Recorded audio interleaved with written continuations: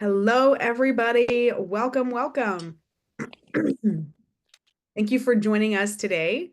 I'm going to give just a minute or two for folks to get admitted, come through, get their links cleared up. While we're waiting for everybody to get in, I will provide a little bit of background on the Center for Civil Society, and I'll introduce my good colleague Jason here. My name is Cecilia Deem. I'm the director of the Center for Civil Society. We are an official 501c3 nonprofit with a governing board. So I know a thing or two about boards. And Our mission is to strengthen civil society by increasing the knowledge and efficacy of nonprofit organizations. So to that end, we host webinars and Scotch Talks, which are sort of free offerings on topics related to fundraising and nonprofit management. Today's webinar, of course, is about boards. It's kind of a 101 level where we want to talk about issues like the difference between an advisory board and a governing board, and then how to identify what kind of a board you have, and also identify where you would like to take your board. Um, uh, Jason is going to be our guest today, Jason Lloyd. He is a senior director at AmPhil. He is a proud third generation Arizonan, and I think his son is a fourth generation Arizonan then. Yes, that math checks out. He's based in our Phoenix office and has just a ton of experience in nonprofit management, leadership, and has done an enormous amount of board coaching over the last, how long have you been here, Jason? 8 years? 7 years? This will be my eighth year at AmPhil. Yeah, okay. Um, so when I asked Jason if he would participate, he very graciously agreed.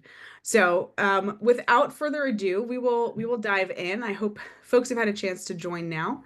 So, the reason we decided to host this webinar specifically is just the number of questions that we get, especially if you are a startup nonprofit. It can feel really daunting.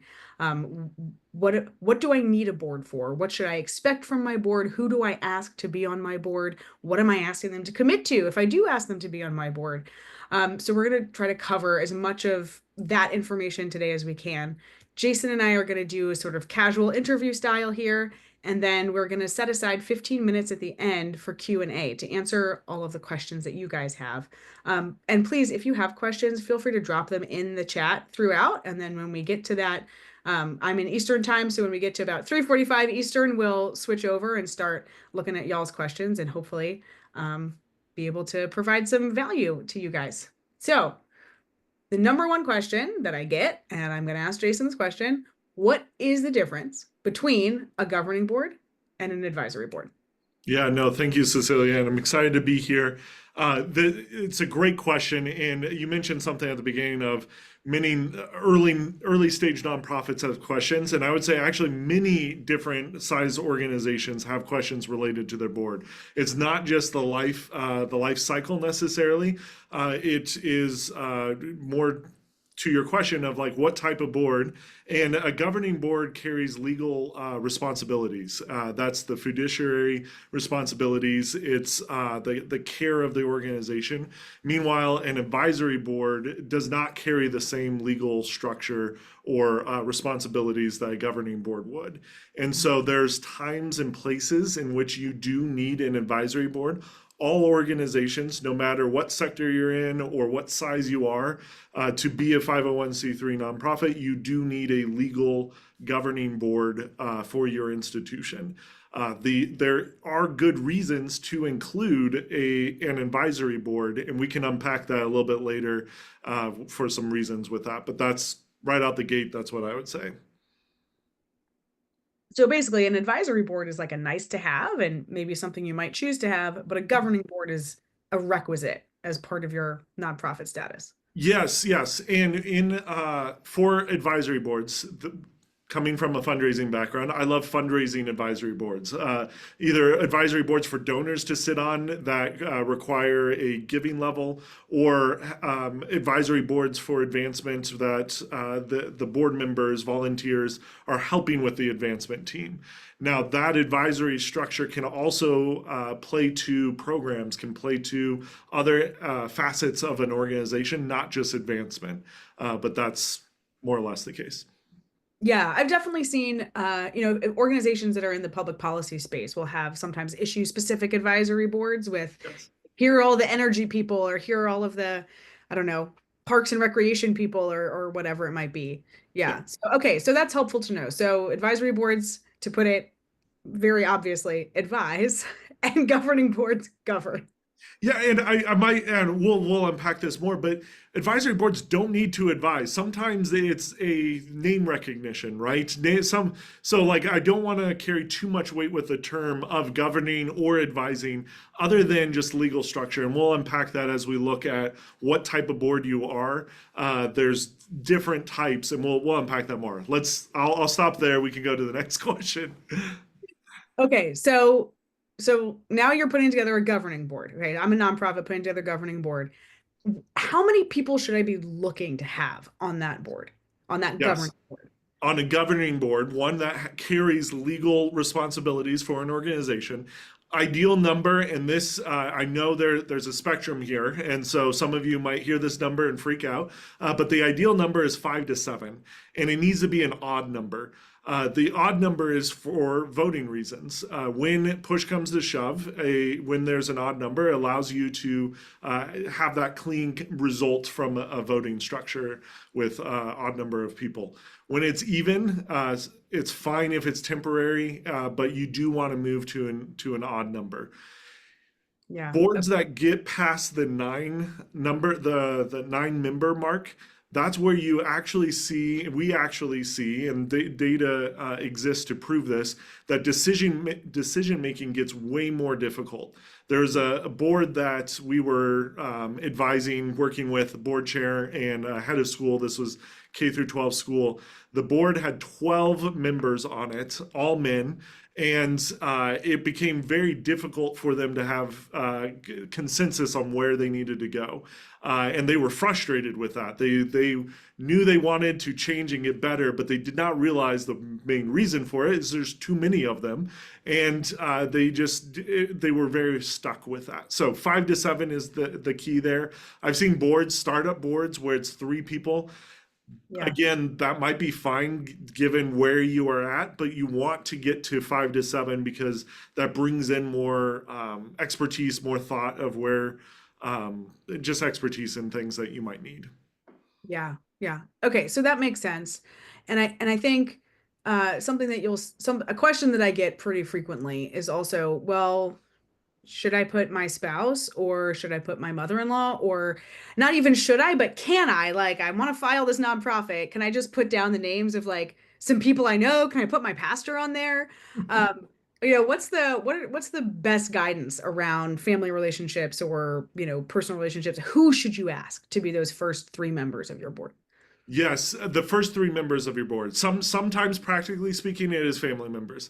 I will tell you the number of problems that we have seen in Anvil, both me personally, Cecilia, both Cecilia and I do board coaching trainings throughout the year together, but we have other colleagues as well.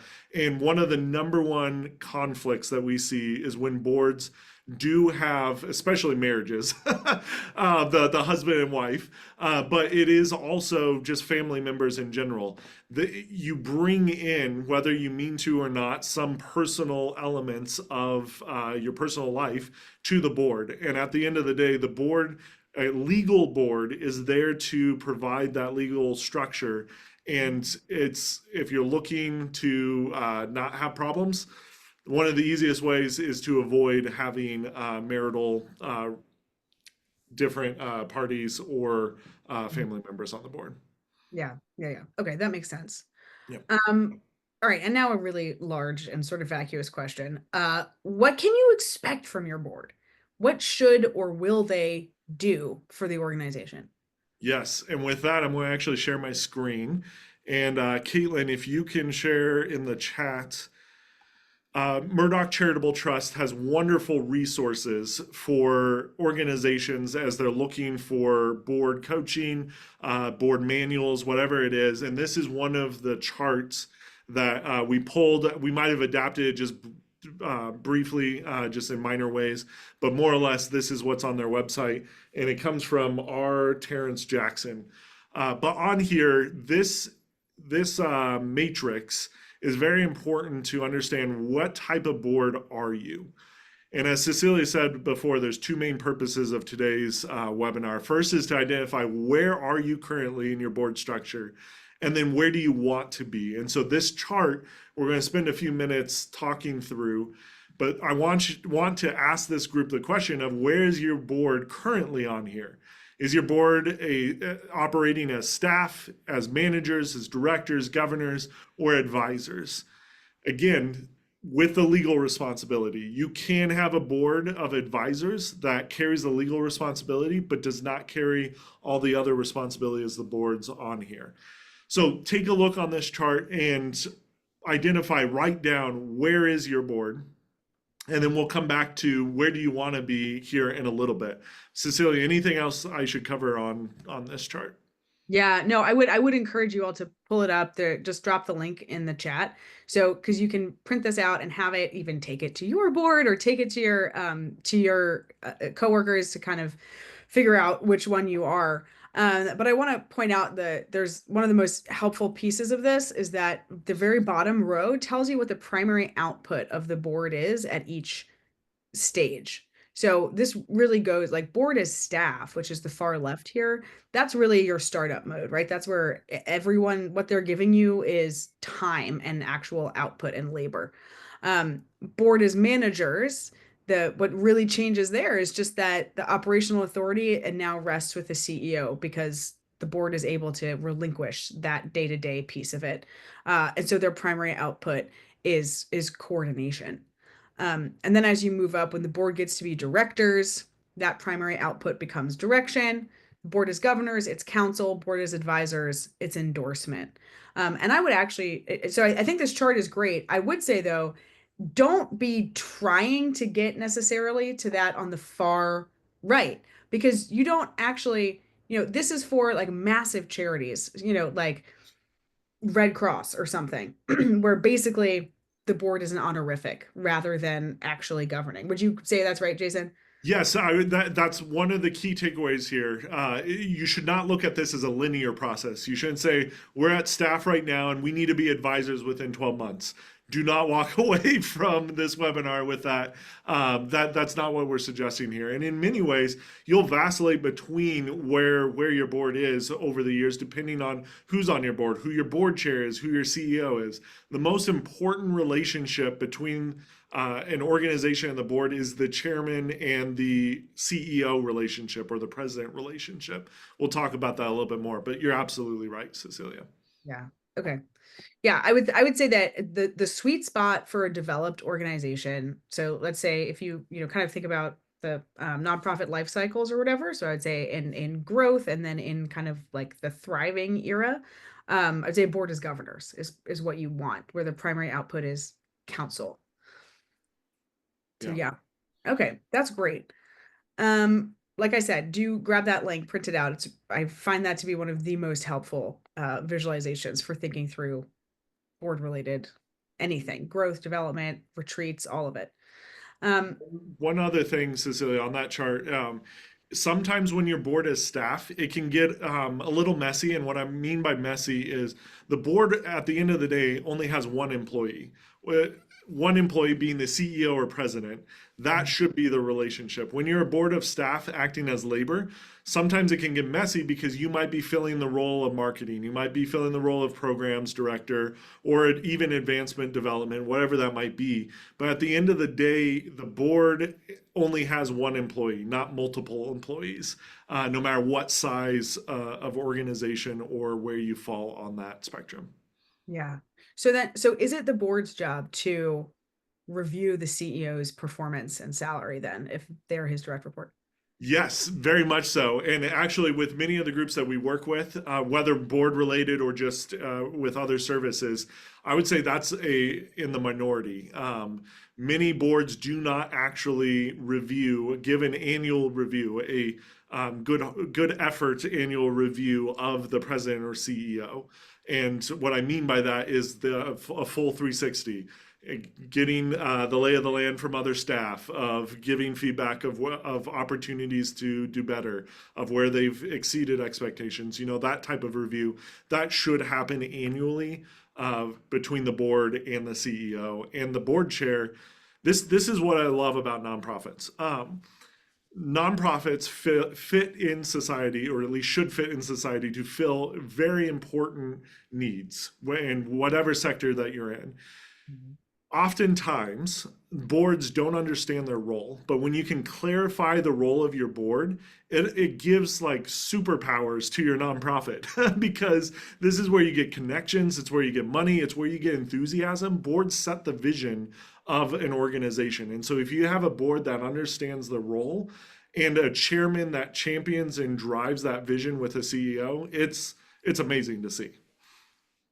Okay, so you just brought up something that I wanted to ask you about. You talked about the chairman. What are the different sort of roles? Okay, so you have your board. I've seen there's like members at large, and then there's official titles. So there's a chairman, there can be a vice chair, a secretary, whatever. What does that mean, and what do those people do? Yes, chairman of the board. I would say the most important role in any organization, not the CEO, not the president, but the chairman of the board. Because the chairman of the board runs the meetings, sets the agendas, and it's not just a pencil pusher or whatever that saying is, right? A chairman is someone who takes the board, corrals the board, able to drive the vision with the CEO side by side into the future, 5, 10 years, whatever that 10-year might look like. And so, chairman is the person who runs the board meetings, sets the agenda, and ultimately the decision maker of where the vision of the organization should go. The Okay. vice chair is someone who fills in for the chairman, and they're depending on the size of your organization. This might be more needed or less needed, kind of depends. But then you also have the secretary. You need someone who takes notes for the legal record. Many nonprofits, and I highly recommend this, someone should be taking notes, not the secretary. The secretary should review the notes, should make sure that everything was captured as needed, give the final approval. But you can oftentimes have the president or CEO's assistant or someone else in the organization taking the notes in the meeting and then the secretary approving. Those are the three main roles of non-members. So that leads me to another question then, Jason, which is, okay, so if in an ideal world, the secretary is not the one, secretary of the board is not the one taking the notes. Do you ask another board member to take the notes, or do you bring in a staff person? Personally, I recommend bringing in a staff person. Now, there are certain times where that staff person gets excused, and that's when the secretary has to take those notes.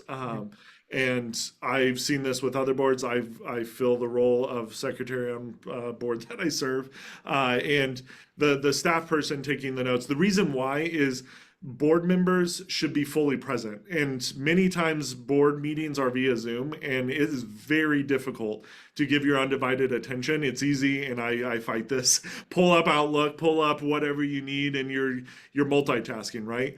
But we're on the board, and the board plays such a pivotal role that your undivided attention should be on the conversation at hand and helping shape and give feedback to whatever is being presented. That's why bringing in a staff member or someone else, paying someone to take notes, super important. One other, AI is all the rage these days, and some people say, "Oh, let's have AI take the notes." Sure, do that. At the end of the day, how secure is that? And oftentimes boards are talking about things that you don't want to be public. And so pause it during that period and take notes manually, whatever. It should not be a hurdle to take notes. You do need to take notes. It is very important to capture board votes, action items. That is crucial. Yeah. Okay. So this brings up another question for me, which is, should there be conflict on the board? Right? What should those meetings look like? Should it be like easy breezy, everyone agrees, and they're all just sitting there? Should they be fight? Like, what's the right amount of kind of engagement? If you think about conflict as proof of engagement, right? Or proof that you have skin in the game, right? So talk to me about that.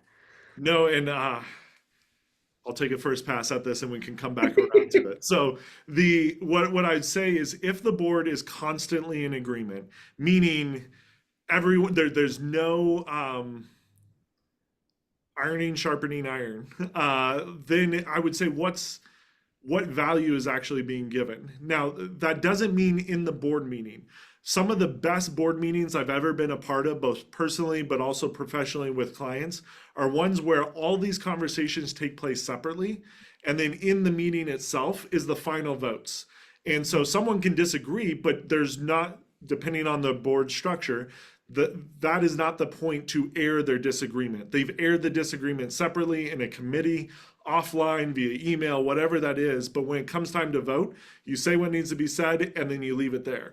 And so I think there is this need for natural sharpening each other, helping each other get better at what you're doing.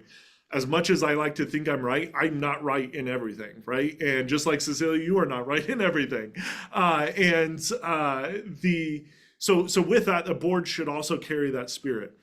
What board meetings should not be consistent of, or at least I would not recommend doing this, is the board meeting is that playground to throw the punches, or is the playground to iron show all the dirty laundry, right? That's not the point of a good board meeting. A good board should be able to hash these things out. Pat Lencioni talks about the five dysfunctions of a team, and a board is no different when it comes to that. You have to have trust with one another. You have to be able to bring up certain things that you feel need to be said and need to be answered. Did that get to a little bit of where you're going? No, I think that's great. I think that's great. And to your point about like there should be disagreement, but maybe it's not like throwing punches in the meeting itself. That really comes down to good board management, which is the role of the board chair, right? So like if there's a contentious vote coming up or they know that certain people on the board feel strongly about something, should the board chair then be going around like basically having those conversations offline, like to have making sure that everyone kind of has had the chance to say what they need to say and come to something close to a consensus ahead of the vote itself? Yes, I well, and I say yes, but then I'm reminded of times where a board chair turns this into a game of telephone. And this is why the role of the board chair is so important and the person who you have as board chair. This is just why we as people need to be very true to our word and not allow this to turn into a game of telephone. There's another client that I've worked with where the board chair, great guy, even the board member is great guy, but and at the end of the day, to give the board chair the benefit of the doubt, I think he just misheard or forgot certain details. But at the end of the day, having those one-on-one conversations didn't actually yield consensus. It actually created more division. And so with that, it's very important to use discretion as a board chair of when to have one-on-one conversations, when to pull together a separate meeting, or when to have that conversation at the board meeting itself. Many times you can have that meeting, that conversation at a board meeting, and then choose to take it then offline later and say, we're not really making any progress here. I think this is super important. Let's the three of us connect separately next month or whatever and hash this out. And then the next board meeting will come back together. Those types of things. Yeah. So someone would move to delay whatever vote it is and then get that Yep. seconded and then have a separate conversation, give themselves a little more time to kind of figure out Yeah. where things stand. Okay, that makes sense. Um, Another question that I've gotten periodically is just totally switching gears. But is there a difference between a director, a trustee, and a board member? Like those are three different terms that you see thrown around and you see them all used for nonprofits. So does that actually mean anything? Technically, yes, I am one of the biggest culprits of offending these rules. And so, as I think most people are. And really, what it comes down to is the legal meaning. And if you're a lawyer on the call, I think a few of you are, please forgive me for my summary of this. But more or less, nonprofits use trustees, and where corporations use directors. Layman speak, you can use it interchangeably, but we mean the same thing. Board member just stands for a governing board. Anyways, that's just a quick. So you could be a member of the board of directors or a member of the board of trustees, and they're going to call you a board member either way. Yeah, yeah. Yeah. Okay. And I do think that there's some state variation there on whether or not the legal definition, whether you're a trustee or a director. One So, of the in the trainings that Cecilia and I do with around the country, there's um, I would have expected many of the boards to look similar, or you might have similar bylaws, you might have similar policy manual, and then when you get into the room, it looks very different. And what I mean by that is the personality of board members mixed with different state laws, mixed with policy manuals.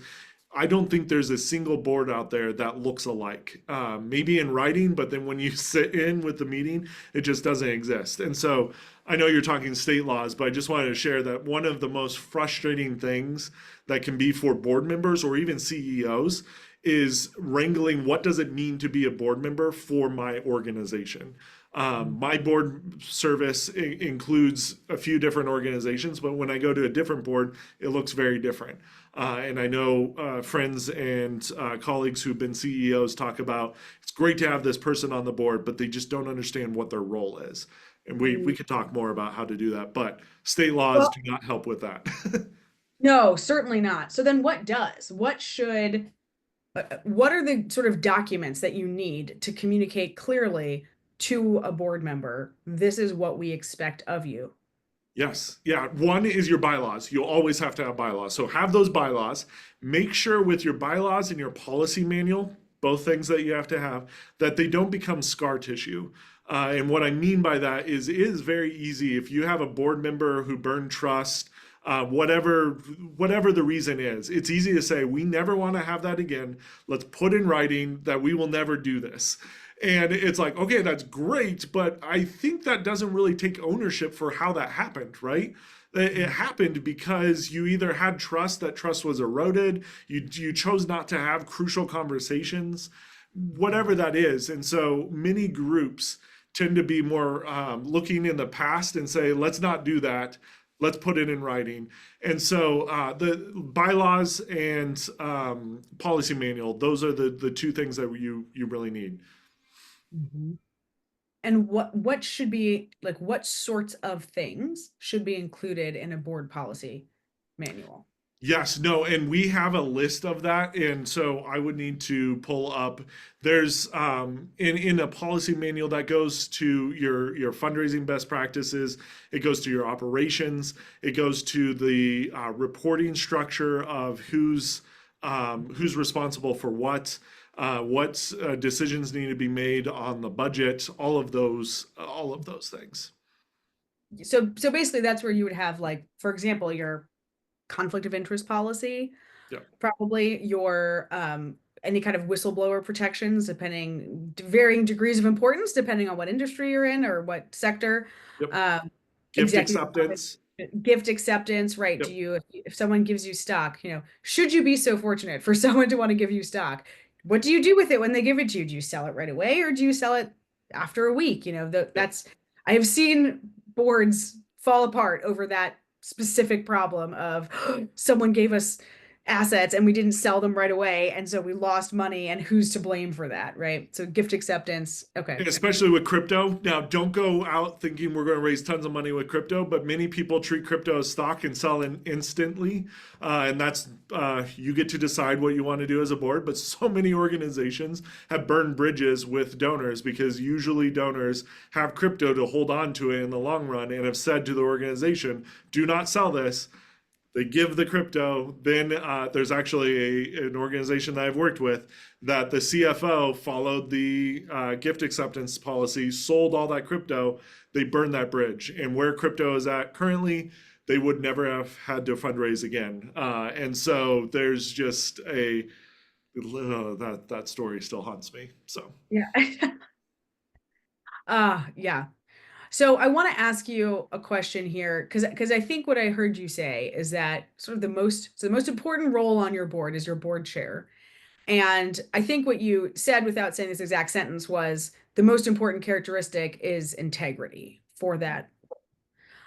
So I think maybe just can you talk a little bit about what does it look like for your board to wear different hats and how does that, because if you have a board member who's also, say, a teacher at your school, maybe, or they're also a program director, or they volunteer with the population that you serve, how can you how should one communicate to those board members how you want them to behave when they're inside of the boardroom and when they're outside of the boardroom?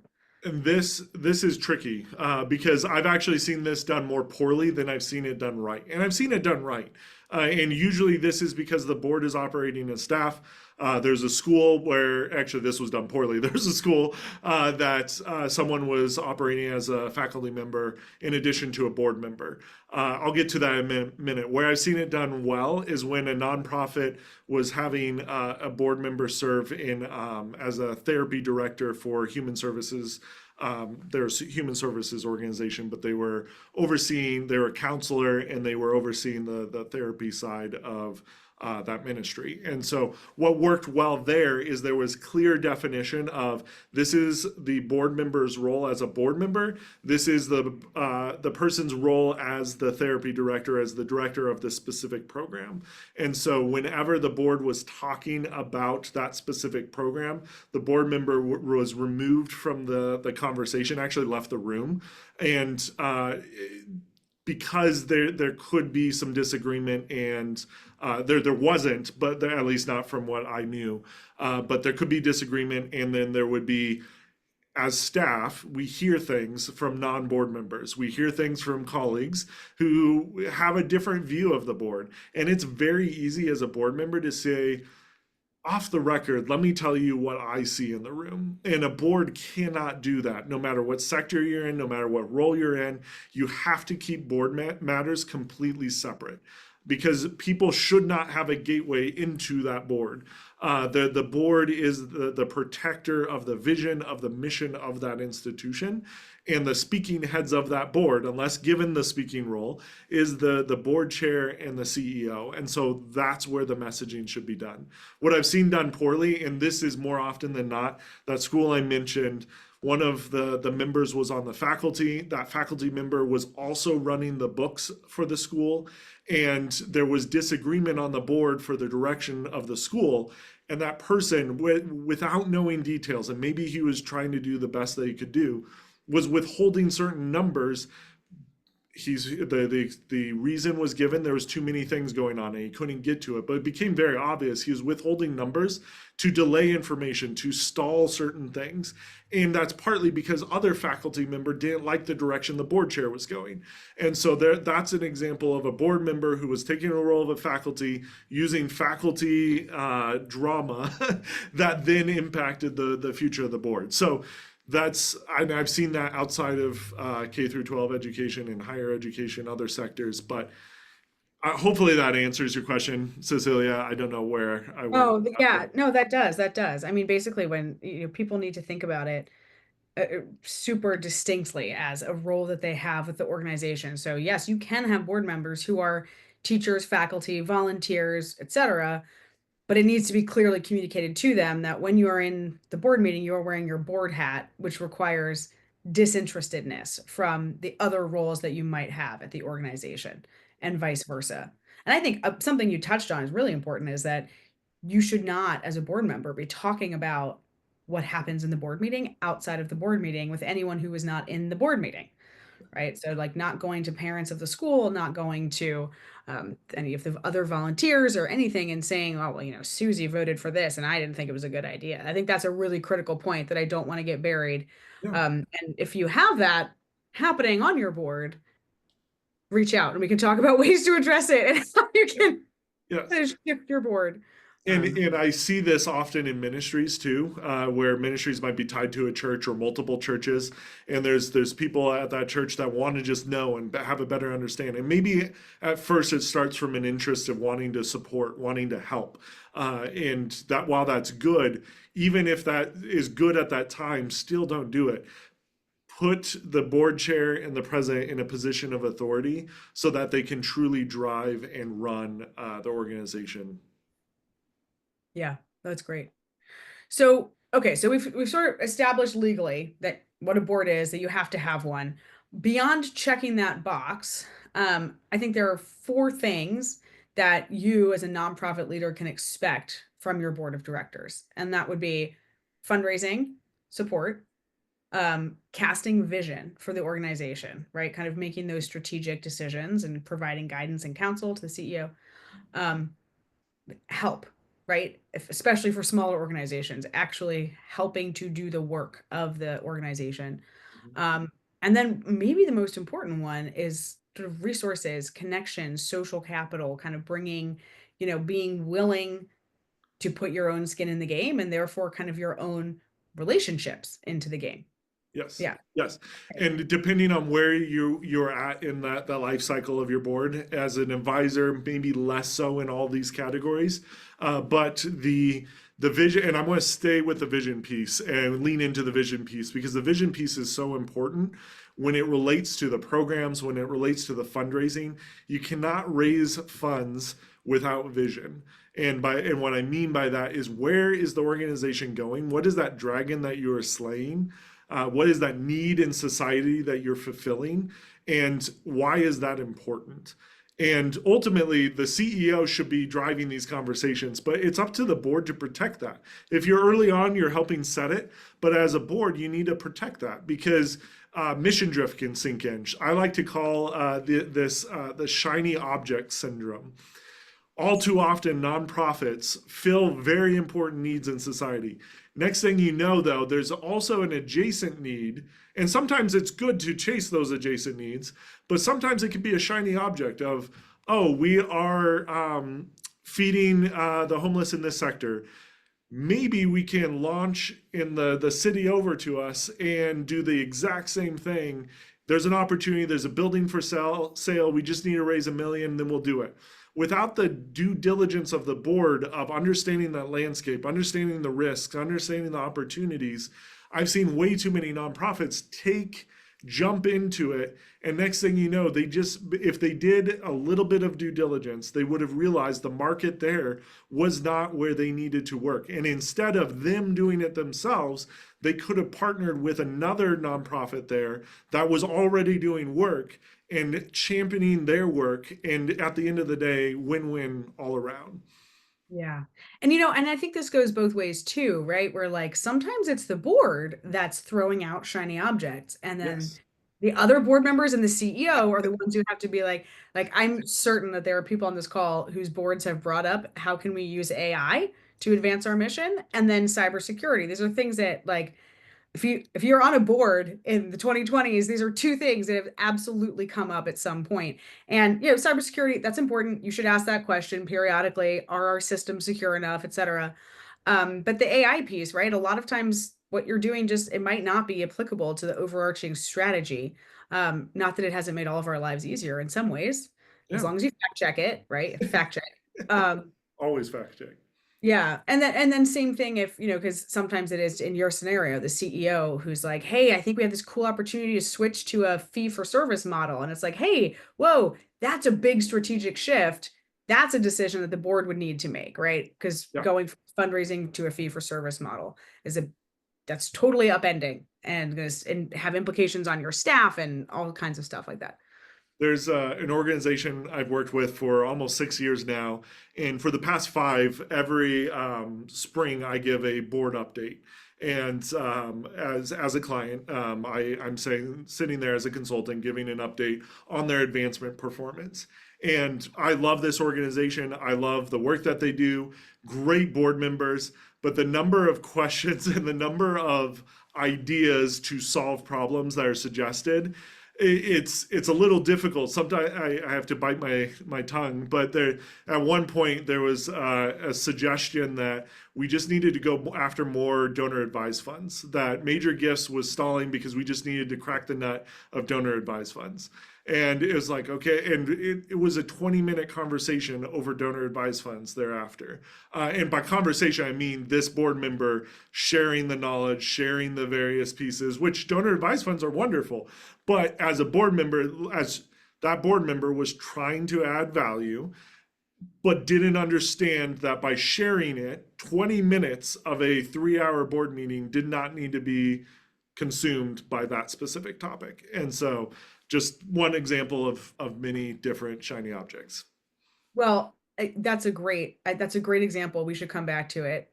We've got a question in the chat that gets exactly at that for when we get to that in about 5 minutes. Yep. So, um, all right, all of this makes sense. You know what to expect from your board, you know what the role, you know what kind of board you have. So pragmatically, right? I'm Susie Q startup and I'm trying to build my board. What kinds of people should I be looking to put on my board? Yeah. And we could probably do a whole training just on this. And a large part of it is you have to understand where you currently are. How old is your organization? Are you startup? Have you been around a long time? Have you been around some time? How long have you been at the organization? Are you stepping into a new role as the president of the organization? Has your president been around a long time and you're the vice president or another C suite member, right? Understanding that is super important. I'm not going to go too far into the weeds of that. Generally speaking, you want to one, vet whoever you're going to put on the board. I have seen so many mistakes of someone saying that person can give me money, they're on my board, and there's no vetting that's done, and that's a huge mistake. Either they don't give, cause more trouble, whatever that might be. So vetting a board member, super important, and not just from a fundraising lens, but from an ideological lens. Your vision is super important. You're inviting someone to come to that board that should champion and protect your vision and make your vision even better. And so the vetting is super important. Second piece, and maybe the more primary piece, is who is this person and how do they align with your mission and vision? Is this someone that aligns perfectly, mostly, somewhat, not at all? Not at all and somewhat, I would say they have no business of being on a board member. Even if they're going to write you a six-figure check, that's for an advisory board. That's for some other purpose. That's not for the legal fiduciary responsibilities of a board member. And so, what is that alignment that you have? And is that person someone that can champion your cause? There's a now friend, but at the time client slash colleague who I think does this extremely well. He's constantly looking at how he can improve his board. One, to protect the vision that he has and that he knows can get better, but he is constantly meeting with people and getting to know people as they share their heart and share what they're passionate about. And he has a checklist, not a checklist, a list of people who are possible board opportunities in the future. So that list is never short, it's always long, and something that he can continue to stoke. I think that's a great thing that you just brought up because it is, if you're wondering, like, gee, it feels weird to have like a list of people that I would consider for my board. It's not weird. You should. I think it's actually a great idea to have kind of a running list in your mind of like, hey, that's someone that at some point after I've gotten to know them, I might want to ask to be on my board.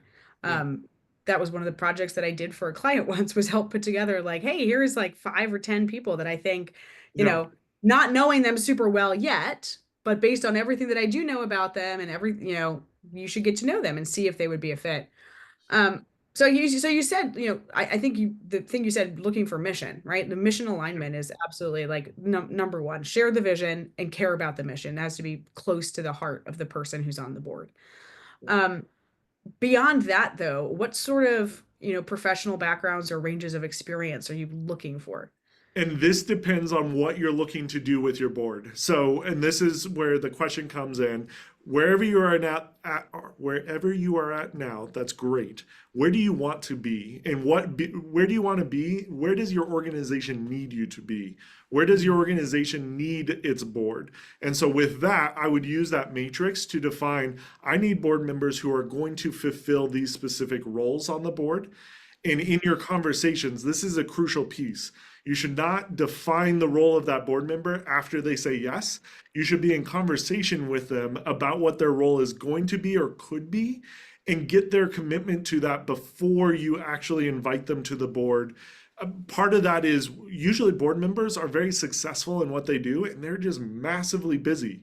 And so if they're too busy to actually help you out, that's frustrating. That can be extremely frustrating as a leader.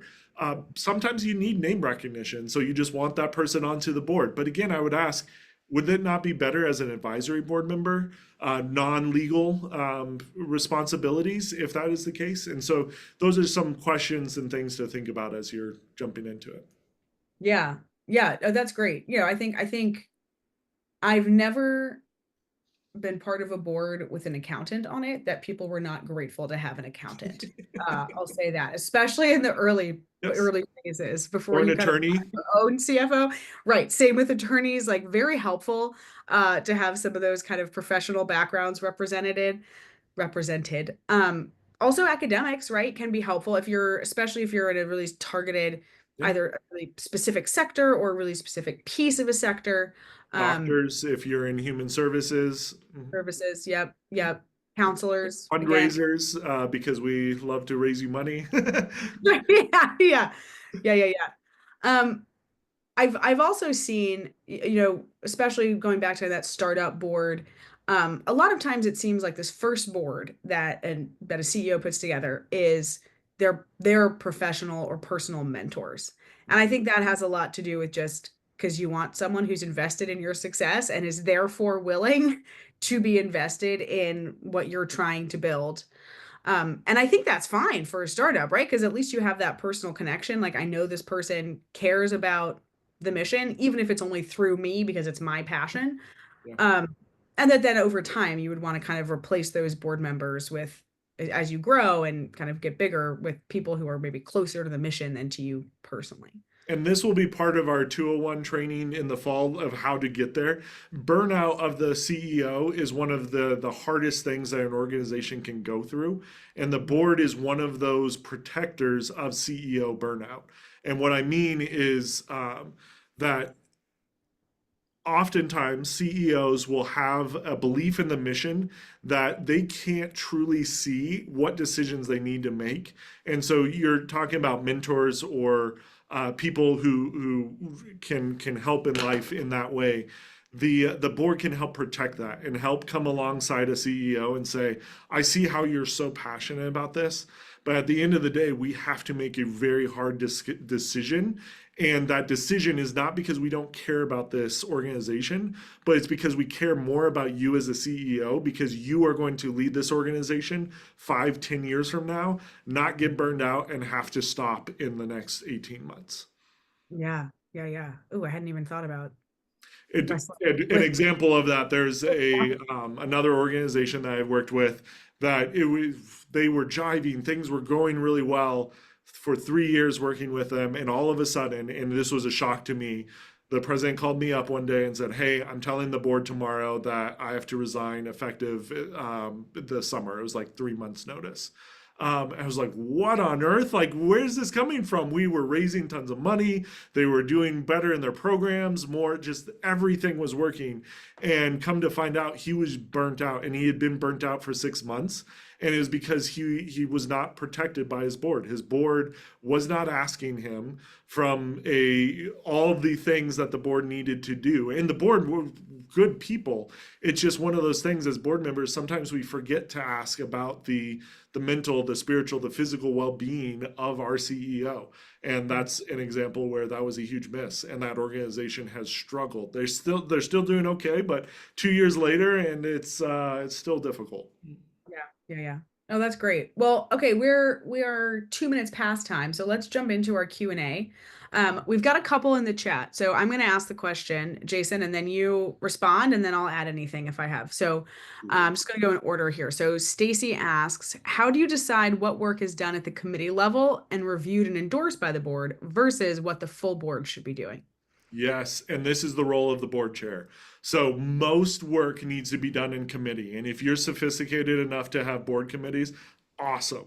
Leverage the heck out of your board committees. And board that's where the conversations, the disagreement, the fact finding, all of that should happen. Your main board meeting should be the results of it, and then the board saying yes, no, that. So push as much as you can to committee level. And this is where who runs your committee is insanely important. Don't just say, "Oh, who do we need to like get more involved?" No, who is going to get this done and do it in the right way? You can add other people to the that committee, and it doesn't have to be board members. At least some Right. states that might be a little different, but more or less a committee exists to have a board oversight, someone trusted to run it, and it doesn't need and probably shouldn't be the board chair on all the committees.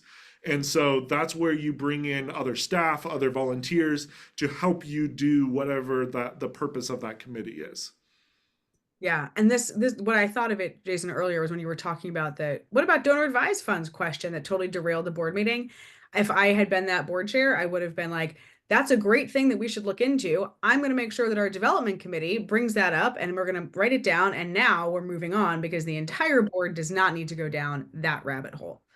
So And I, this is and where the roles of the board member are super important because they serve a purpose. You serve a purpose on the board. I am not an expert in law in other areas, right? And so me trying to give input into that just is not helpful, not good use of time.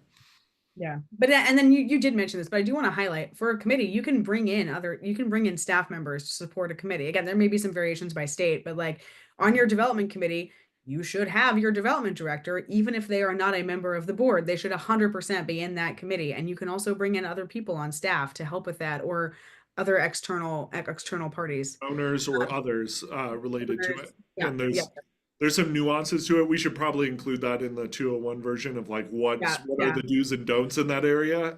But the great question. I love that question.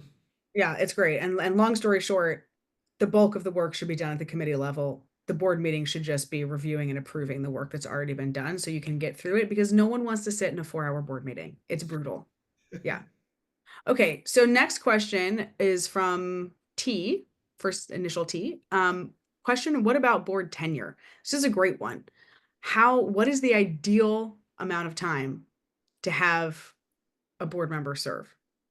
And there's hot debate on this. And by hot debate, I mean within AMFIL, externally too.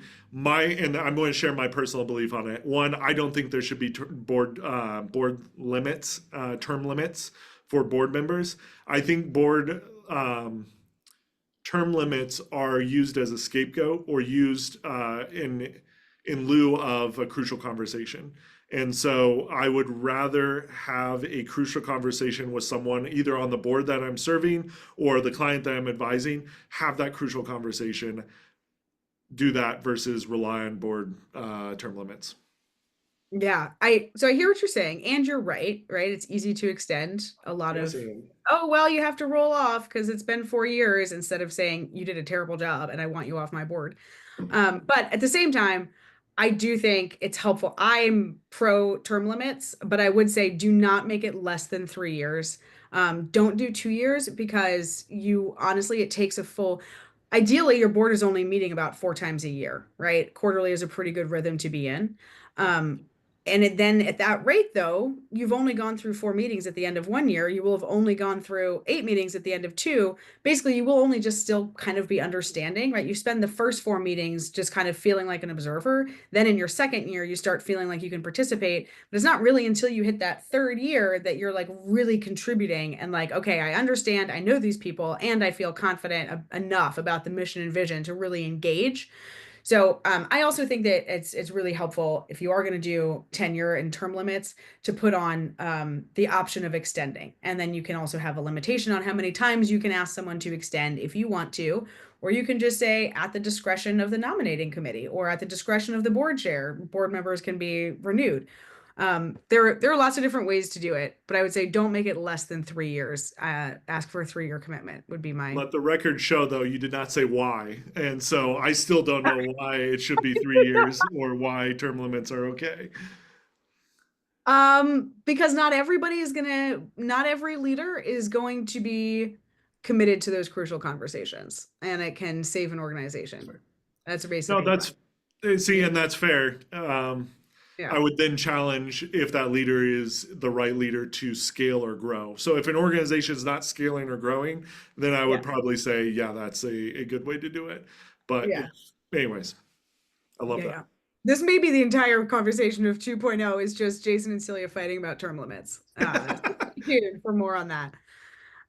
Okay, hopefully that answers the question about board tenure. Another question from Jonathan.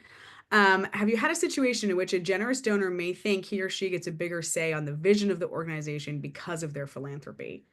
So that's the first part of the question, which is great. Yes, And run away from that because I'm going to answer that really quickly. Run away from that. You did not start the organization to sell it to some donor that uses you as a puppet. And I'll just leave it at that. yeah, I think it's really easy, especially for larger and better established organizations, right? When you kind of get to that five, especially 10 million and beyond budget. Really, okay, it's not five, it's 10 million and beyond. Get into the $100 million range. That's where people are really looking for like the influence and clout that could come with board involvement. And that's also where you'll see people start potentially being really challenged or tempted into like a pay to play situation where, hey, I gave you $500,000 and in exchange, I thought you all were going to do X, Y, or Z in my city or in my daughter's school or, whatever. You just plug and play whatever it is. And it's then the role again, I think, of both the board and the CEO to kind of make those expectations as clear as possible.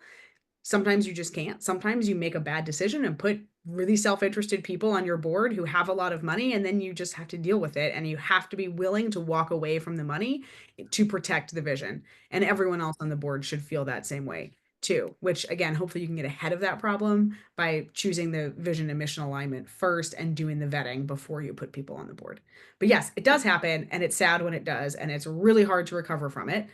And then the second question was, should a board have a give or get minimum dollar amount?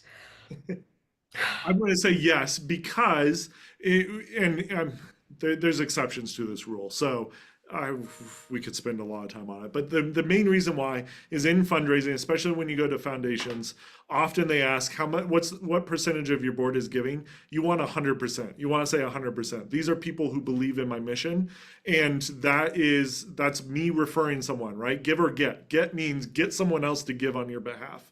Give, it can be $100, whatever that is. In fundraising, you'll hear through our other webinars, it's not convincing someone to give to something they don't believe in. They should give sacrificially to the causes that they're passionate about. And so if I'm on the board, that means I care about this mission. I should be giving whatever I deem sacrificial in that. So I wouldn't necessarily list a dollar amount. Sometimes for different organizations, you can list a minimum, but I would at least start with give or get. Yeah, I think that's right. And I think it's just skin in the game. So whether it's asking people you know for money or giving money yourself, and that should absolutely be a part of the board onboarding and conversations. You want to be really clear before you ask someone on your board what you are asking them to do. Do not trick them to get on your board and then ask them for $10,000. That will be a very unhappy board member. Yes. And then we've got a couple of really quick hits. So I'm just going to go through these because I know we're almost out of time here. Is there a source for the data about more than 9 members? Yes, it's actually more than 7 members. It's from Bain and Company. I'm having a hard time finding the link right this second, but I had just looked this up the other day. So if you search Bain and Company, 7 board members, decision-making efficiency, you will find the study. So basically any member past 7 reduces efficiency by 10%. So another question, how do founders whose vision started the organization ministry work with the board on vision? In other words, how can founders be open to the board's ideas without having the vision go in a different direction than they want or originally conceived? Can I take that really quickly? Yep. So, and this is what's really hard in what we call founder syndrome. And this is where a founder can hold on to a vision so tightly that it ends up killing an organization. And this is where, as a founder, there has to be this level of humility and grace extended that your vision is going to change. It's going to change. Yeah. And again, not your mission is not changing, but you need to be open to board members' input on the best way to achieve that mission. To achieve. Yes. Fulfill No, your thank mission you. to achieve the vision, right? So like if you're an organization that serves the homeless, that's always going to be what you're doing. Your primary focus is going to be how do we serve the unhoused population? And maybe it's regional, maybe it's national, but there are a lot of different ways to skin a rabbit, right? And so that's what the board can bring. So I know that we could spend a lot longer on that question, and so I'm sorry to do that so quickly. And then final one, From Elizabeth, any suggestions on how to set the environment, the boardroom itself, to foster effective board meetings? That's a fun question. Let's do that in 2.0, not 2.0, 201. Let's do that in 201 because that is, it seems like a small question, or some people might say that's not important, but it is important. Back to my point of board members have to be fully present because when you're fully present, that's where the maximum value is given. Let's table that one, punt it to the next session. Yeah, I would just very quickly, you should have, if you can break bread as a board, that is probably the best thing you can do. And then if you have enough relationship in between the board members, you can even have virtual meetings and not be miserable. Um, okay, I know it's time for us to wrap up. Thank you so much for being here. Please don't hesitate to reach out if you had a question that you didn't ask or you didn't get answered. And finally, since you came to this webinar, and we still have a few spots open, if you would like 25% off of our major gifts training, which is coming up in June in Dallas, well, Grapevine for those of you from Texas, so Dallas Fort Worth area for those of you who are not, please shoot me a note. We would be happy to send you a discount link so you can register for that, and we'd love to have you there. So thank you so much for being here with us today. Stay tuned. We'll come back for a 2.0 conversation and appreciate you sharing your time with us. And thank you, Jason. Thanks, everyone.